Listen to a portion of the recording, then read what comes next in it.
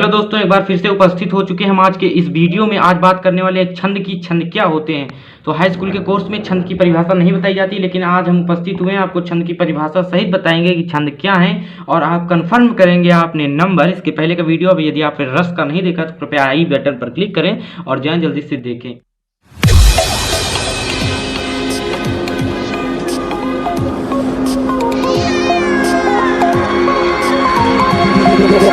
Run me like a Hellcat.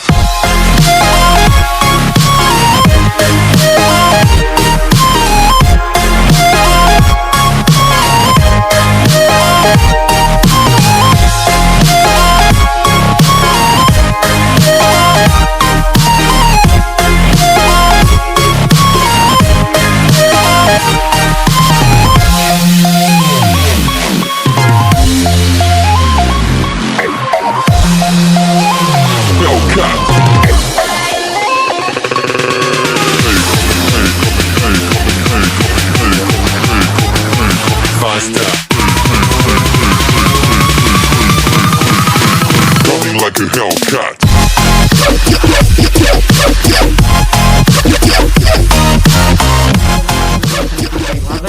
तो जातीय संगीत और भाषा वृत्ति के आधार पर निर्मित लयादर्श की आवृत्ति को छंद कहा जाता है। यह हमारी छंद की परिभाषा हो गई। छंद दो प्रकार में विभाजित किए गए, मात्रिक और वर्णिक। आपको यहाँ पर मात्रिक छंद के दो भेद पढ़ने हैं। मात्रिक छंद को दो प्रकार से, चौपाई और दोहा। यहाँ पर आपके कोर्स में सिर्फ चौपाई और दोहा बिलोंग करते हैं, तो आपको सिर्फ चौपाई और दोहा ही पढ़ने हैं। तो आज बात करेंगे इस चौपाई और दोहा की। यदि और चौपाई और दोहा में यदि आप एक परिभाषा सहित तथा आप उदाहरण सहित तैयार कर लेते हैं तो आपके कन्फर्म हो जाते हैं, शायद 2 से 3 नंबर आपके कन्फर्म हो जाते हैं। तो बात करते हैं अब चौपाई की और बढ़ते हैं आगे। तो सबसे पहले चौपाई में हम देखेंगे कि यह एक सममात्रिक छंद है। आपको परिभाषा में लिखना है कि यह एक प्रकार का सममात्रिक छंद है। इसमें 4 चरण होते हैं। 4 चरण मतलब होता है यहाँ पर लाइनें गिनी जाती हैं। यहाँ सममात्रिक छंद इसमें 4 चरण यानी कि 4 लाइनें होती हैं और प्रत्येक चरण में 16 मात्राएं होती हैं।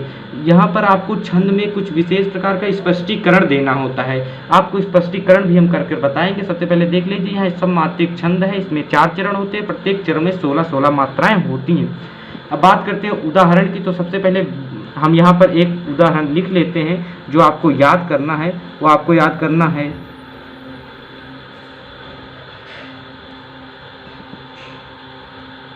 निरखि सिद्ध साधक अनुरागे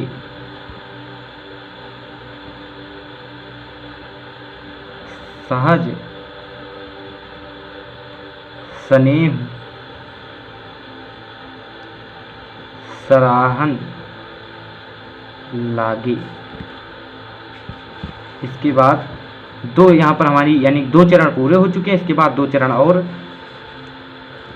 होत न भूत, आप श्री रामचरितमानस की किसी भी चौपाई को लिख सकते हैं। होत न भूतल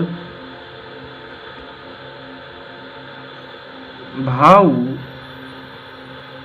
भरत को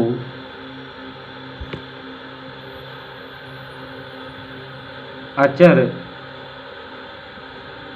सचर चर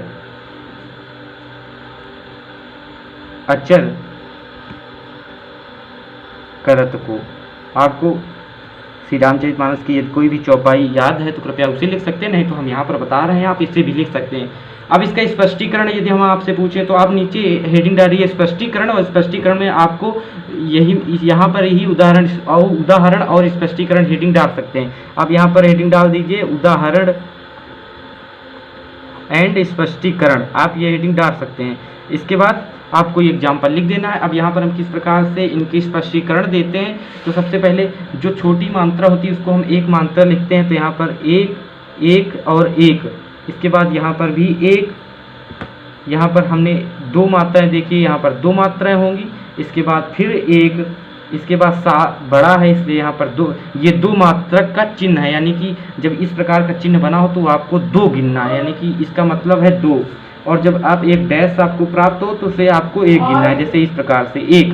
इसके बाद यहाँ पर भी 1, यहाँ पर भी 1 और यहाँ पर भी आपको 2 देना है, बड़े आ की मात्रा इसलिए यहाँ पर भी आपको 2 देना है। अब आपको यहाँ से गिनना है 1 2 3 4 5 6 7 8 9 10 11 12 13 14 15 16। देखिए आपके पहले चरण में 16 मात्राएं कंप्लीटेड हो चुकी हैं। ये आपका स्पष्टीकरण है। इसके बाद यह मत देखिए, इसमें देखिए आप इस मात्राओं में देखिए 1 2 3 सभी छोटे, इसलिए सभी एक एक मात्राएं देंगे हम। 3 4 यहाँ पर हम 2 देंगे। 4 2 6 5 6 के बाद 1 7 8 9 10 11 12 13 14 और 15 16। यहाँ पर भी 16 कंप्लीटेड कर ली हमने। दूसरे चरण में भी इसी प्रकार आप इनको भी कंप्लीटेड कर लिख सकते हैं। आपको एक लाइनें छोड़कर उदाहरण लिखना है, जिससे आपको स्पष्टीकरण ऊपर लिख देना है।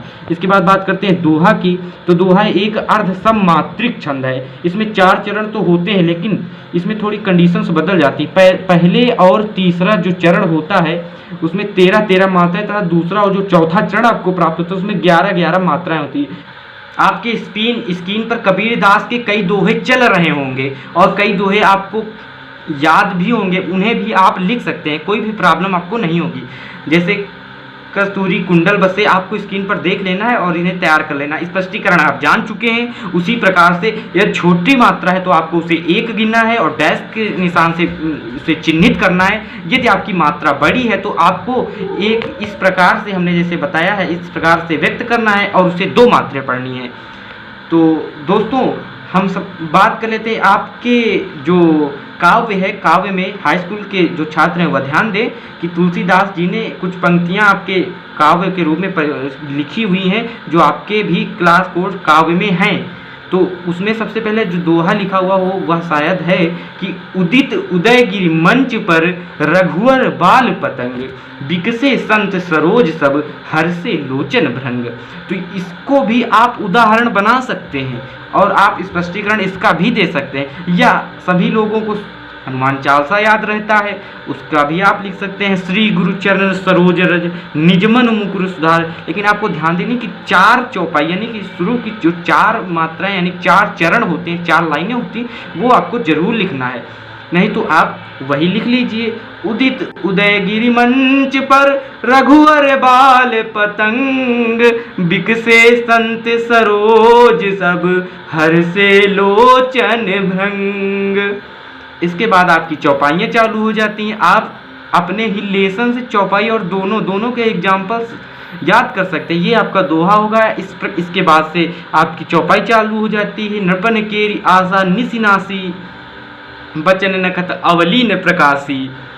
इस प्रकार से आप ये भी चौपाई याद कर सकते हैं। नहीं तो हमने यहाँ पर एग्जाम्पल्स के तौर पर आपको बता दिया है। तो दोस्तों आपको वीडियो कैसा लगा? यदि आपको वीडियो पसंद आया है तो कृपया चैनल को सब्सक्राइब कर लें और क्लिक कर दे बेल आइकन को। यदि वीडियो आपको पसंद नहीं आया है तो कोई बात नहीं है, हमें कमेंट के माध्यम से अपनी प्रतिक्रिया दें, हम और अच्छा करने का प्रयास करेंगे। थैंक्स फॉर वॉचिंग दोस्तों।